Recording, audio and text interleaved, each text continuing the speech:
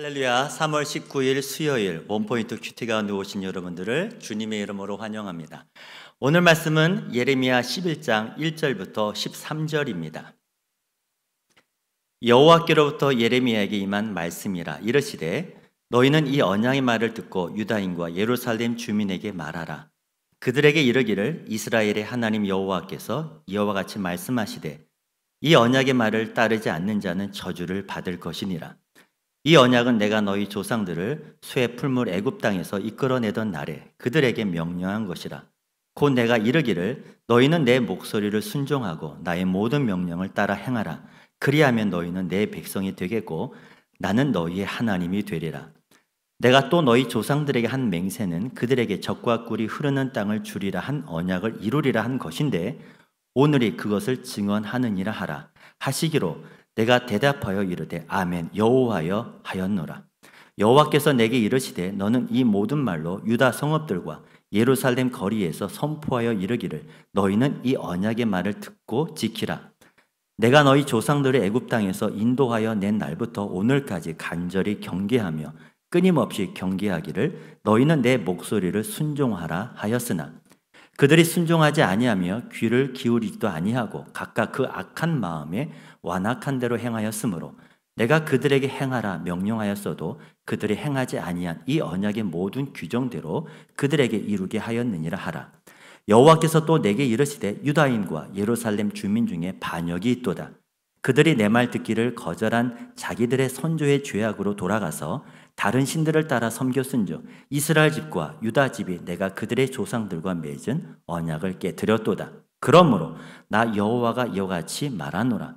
보라 내가 재앙을 그들에게 내리리니 그들이 피할 수 없을 것이라. 그들이 내게 부르짖을지라도 내가 듣지 아니할 것인즉 유다 성읍들과 예루살렘 주민이 그 분향하는 신들에 가서 부르짖을지라도 그 신들이 그 고난 가운데에서 절대로 그들을 구원하지 못하리라. 유다야 내 신들이 내 성읍의 수와 같도다. 너희가 예루살렘의 거리의 수대로 그 수치스러운 물건의 제단 곧 바알에게 분향하는 제단을 쌓았도다. 아멘. 이제 담임 목사님께서 깨어진 언약이라는 제목으로 큐티 인도해 주시겠습니다. 할렐루야. 자, 오늘 우리 3월 19일 수요일을 맞이해서 이번 한 주도 하나님의 말씀과 함께 우리가 이제 일주일 동안 이른바 썬데이 크리스찬이란 말을 가끔 씁니다. 주일날만 오는 그리스도인, 하늘을 보고 태양을 보고 하나님을 본다면 좋겠습니다만 주일날만 오게 된다면 신앙의 호흡이 너무 길어요.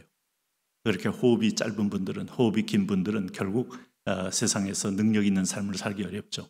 그래서 매일 큐티는 아주 필수적입니다. 그러니까 오늘 말씀, 여기 큐티를 인도하는 저의 얼굴을 보지 마시고 말씀에 귀를 기울여 보십시오. 하나님은 당신의 걸음걸음마다 인도자로서 분명히 서 계십니다. 주의 말씀은 살았고 운동력이 있어 좌우의 날선 어떤 것보다도 예리하여 우리의 심령과 관절과 골수를 찔러 쪼개기까지 한다.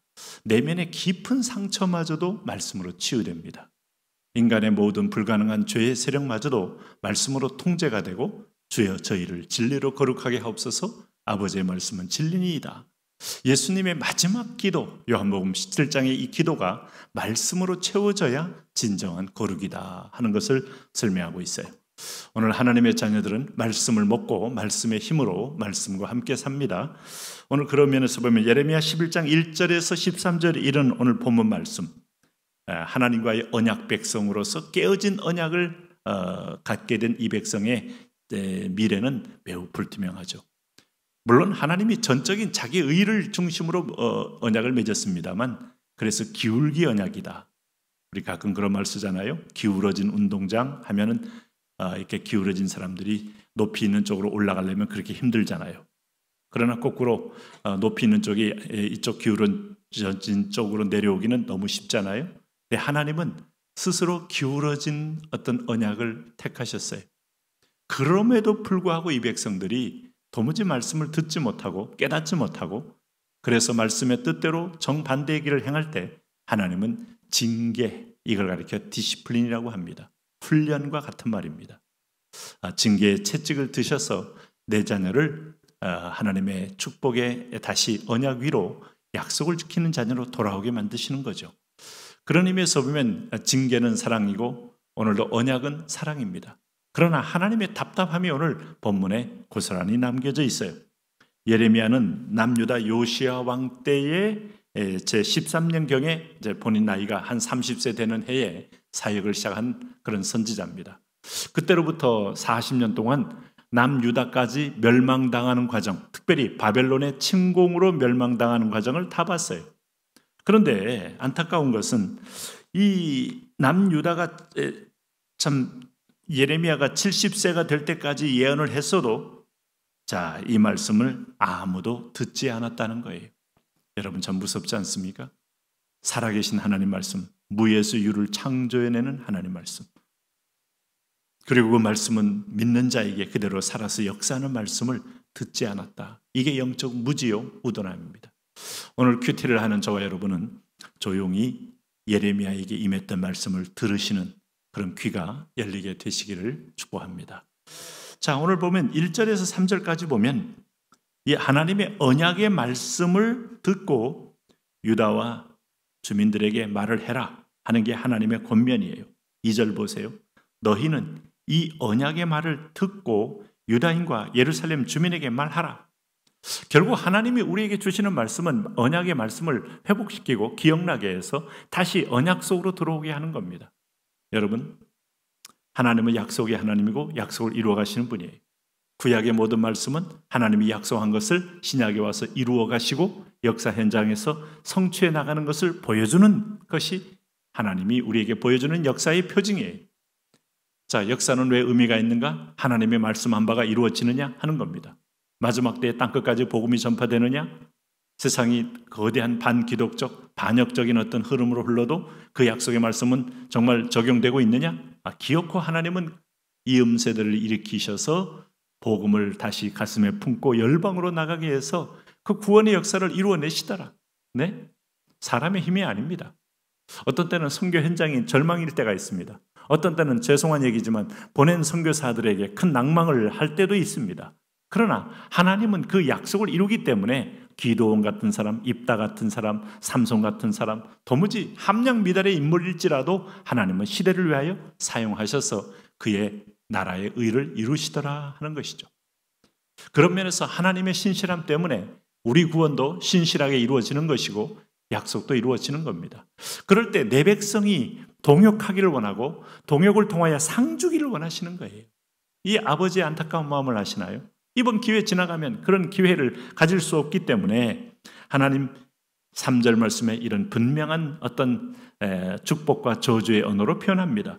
그들에게 이르시기를 이스라엘의 하나님 여호와께서 이와 같이 말씀하시되 이 언약의 말을 따르지 않는 자는 저주를 받을 것이니라. 이렇게 말씀하므로 언약의 말을 따르면 신명기 28장의 말씀 그대로 이 백성을 출발할 때 했던 그 말 그대로가 이 백성이 가나안에 정착하고 소위 사사시대가 끝나고 왕정시대가 이어질 때에도 동일하게 적용되는 말씀이에요. 지금 은혜의 시대에 성령이 오신 오순절의 시대에도 이 말씀은 그대로 적용되고 있습니다. 그렇다면 우리가 하나님의 언약의 말씀을 순종하고 따라간다는 것은 얼마나 복된 일이고 얼마나 축복의 문을 여는 것일까요? 여러분, 출애굽 역사가 우리 구원의 역사인데 여기 4절에서 6절을 보면 출애굽 때 하나님은 우리를 애굽에서 구원해낸 것이 목적이 아니고 오늘 우리를 어떻게 하기 위하여 구원했느냐, 이게 목적입니다. 그렇기 때문에 우리는 목적이 있는 구원을 받은 존재로서 목적을 말맞게 일을 이루셔야 돼요. 그건 4절에 있어요. 이 언약은 내가 너희 조상들을 새 풀무 땅 애굽 땅에서 이끌어내던 날에 그들에게 명령한 것이라.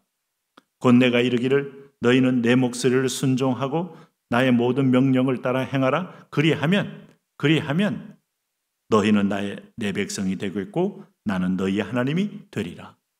이게 이방인과 뭐가 다른 점입니까? 이방인은 각자의 그 토속 신들을 숭배합니다. 지역 신들, 또 산상에 있는 신들, 평지에 있는 신들, 계곡을 지배하는 신들, 바다를 지배하는 신들, 하늘과 땅을 지배하는 신들, 다 토속 신들을 지배합니다. 다시 말하면 귀신들이죠. 그런데 전능한 하나님 한 분이 오늘 이 땅에 애굽 땅에서 우리를 구원해낼 목적은 하나님의 나라를 건설하겠다는 거예요. 예수님이 이 땅에 오셔서 첫 번째 선포한 말씀이 회개하라. 천국이 너희에게 가까이 왔느니라. 사도 바울이 이 땅을 떠나기 전에 마지막 사도행전에서 선포된 말씀이 하나님 나라에 관한 일을 선포하신 거예요. 하나님의 통치. 나는 너희 하나님이 되고 너희는 내 백성이 될 것이다. 이것이 바로 성별된 하나님의 백성들입니다. 이게 이스라엘 백성이고 이게 오늘 선택받은 저와 여러분이에요. 그러니까 우리 이 땅에 있지만은 소속이 틀려요. 여러분 동일한 한민족의 얼굴을 갖고 있지만 소속이 틀려요. 우리는 천국에 소속된 천국의 시민권자요. 천국의 지령을 받는 천국의 대사와 같은 자들입니다. 그러므로 세상에 있지만 세상에 섞이지 않는 사람, 세상 속에 있지만 세상을 변화시키는 사람. 오늘 이 사람으로 회복되셔야 됩니다. 그런데 여러분 보세요. 이 언약을 하나님이 분명히 주셨는데 이 백성은 어떻게 됐다는 겁니까? 네? 여기 8절을 보세요. 그들이 순종하지 아니하며. 하나님은 나의 하나님이 되고 너희는 내 백성이 될 때 인격적 관계로 너희가 자원하여 순종할 때 얼마나 기쁘게 일을 이루십니까? 그런데 너희는 순종하지 아니하며 귀를 기울이지도 아니하고 각각 그 완악한 악한 마음과 완악한 대로 행하였으므로 내가 그들에게 행하라 명령하였어도 그들이 행하지 아니한 이 언약의 모든 규정대로 그들에게 이루게 하였느니라 하라. 이 말은 그들을 대적의 손에 넘겨주겠다는 겁니다. 바벨론의 손에 넘겨주겠다는 겁니다. 극심한 가지고 있었던 모든 집과 땅과 농토와 모든 곡물들과 창고에 가득 찬 그런 그들의 곡식들을 다 빼앗긴 상태에서 몸은 영어의 몸이 되어서 그들의 포로가 되어 그들의 따까리 노릇한다는 거예요. 오늘 하나님의 자녀는 자녀다울 때 권세가 있습니다. 오늘도 하나님의 약속에 너희가 너를 축복하는 자를 내가 축복하고 너를 저주하는 자를 저주하겠다는 하나님 편의 선자의 언약을 지키는 자로 오늘 한 걸음 한 걸음 나아가시기를 바랍니다. 하나님 이런 믿음으로 승리하게 하여 주옵소서. 예수님 이름으로 기도합니다. 아멘.